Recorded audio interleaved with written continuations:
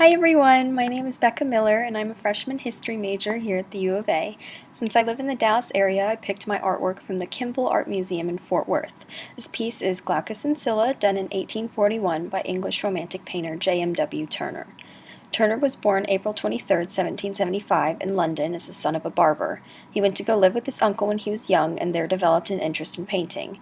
He was accepted in the Royal Academy of Art and first exhibited for them when he was 15. Landscape paintings were very popular at this time, but Turner wanted to set himself apart and make his art mean something deeper. To do this, he relied much more on color than on detail, using vibrant shades that people said put the sun in his paintings. This led to increasingly abstract artworks as his career progressed, filled with luminous swirls of color and undetailed implied subjects. Many critics objected to this style, saying it looked unfinished and incomprehensible. He started to give his work titles and figures in the hopes that the public would understand it more clearly. In this particular painting, he's drawing on the Greek myth of Glaucus, a sea god turned sea monster, by the witch Circe, who was jealous over Glaucus's love for the nymph Scylla.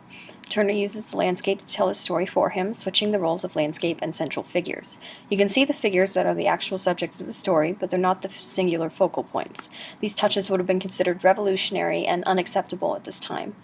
The entire composition depends on Turner's concentrated use of color and symbolism. The image is very strongly asymmetrical, divided between calm and cool light and dramatic and fiery dark. The sun seems to shine right into the frame of the story, its rays flanked by shadow. The dark edges lead the viewer to feel that they're looking in on the scene while perched on a nearby hill. We can see Glaucus in the central cropping of rocks, reaching out to Scylla and directing the viewer's eye to her.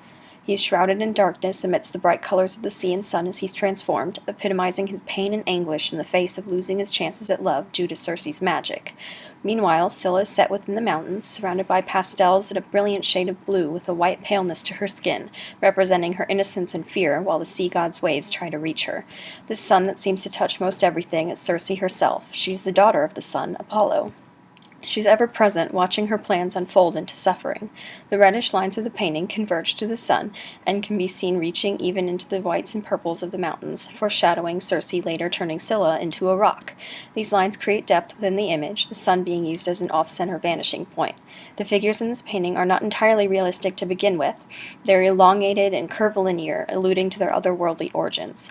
They appear to have come from nature itself, something entirely different from human, connecting with their fates of actually being turned into things entirely different, namely a monster and a rock. This piece employs the iconographic method, which emphasizes the content of art and implies that a written text underlies an image. This particular myth comes out of Ovid's narrative poem Metamorphoses.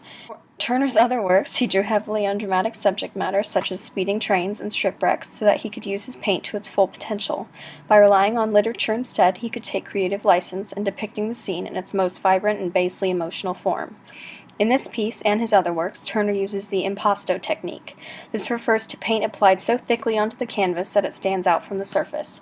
It was extremely effective in creating Turner's kind of art, as the brilliant colors were swirled together directly on the canvas, and the raised surface let the artist control the reflection of light. You can see this in Slave Ship, an 1840 sea landscape based on real events filled with wildness and suffering as slaves were thrown overboard during a storm.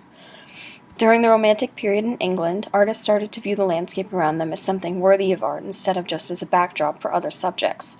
At the beginning of his career, Turner was influenced by the works of French Baroque artist Claude Lorraine, whose art pushed Turner to go beyond mere observations of nature by including events from the past within his landscapes as moral lessons. One example of such a work by Lorraine is Landscape with the Marriage of Isaac and Rebecca from 1648. In Turner's later works, however, he abandoned the art of the past. In fact, his dramatic use of color and undefined shapes set the stage for Impressionism, where light created only impressions of subjects, and modern Expressionism, where the actual paint was the subject. I chose to discuss this piece because I've seen other works by Turner before, and I appreciated how his use of color was impactful and highly distinctive. He effectively broke the mold of art in his day.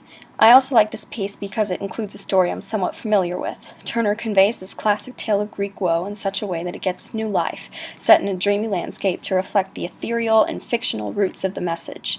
I would say this piece has intrinsic value, which assesses the artist, the aesthetic character of his work, and on the resulting impact it's had from today's perspective. The actual painting's importance centers on the significance of Turner's career and his romantic artistry that set the stage for modern art. So that's it. Thank you all for watching, and I hope you enjoyed it.